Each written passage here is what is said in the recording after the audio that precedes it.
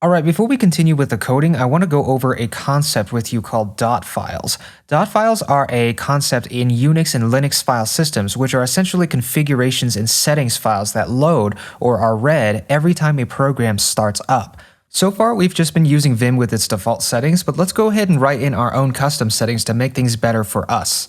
In your home folder, go ahead and create a new file in Vim called .vimrc. And now start typing what I'm typing. These first few settings will be useful for every file type you open in Vim. First, we're going to turn on syntax highlighting. If you've noticed so far, we've just been doing coding in just all white text. It's very difficult to read. This will make it better.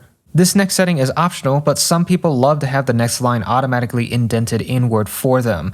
I personally don't like it, and so I'm probably going to remove this setting after this video is done. This next setting automatically highlights matching pairs of braces, parentheses, brackets, etc. Whenever these pairs are unbalanced, a program often crashes, so seeing these beforehand makes your life a lot easier.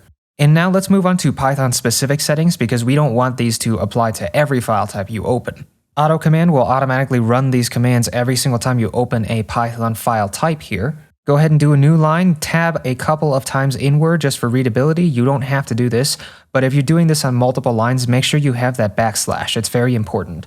And now we're going to do set local, ts is equal to 4, and then make sure you have the pipe sign. The pipe key is the shift backslash key just above the enter key. And then also do set local expand tab, and then finally set local sw is equal to 4.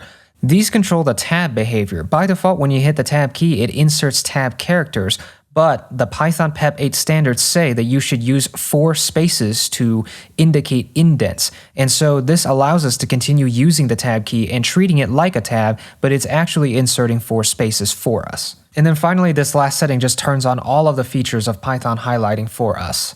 And that's it. Go ahead and write your changes and then exit this file, and then actually you can reopen this file if you want to.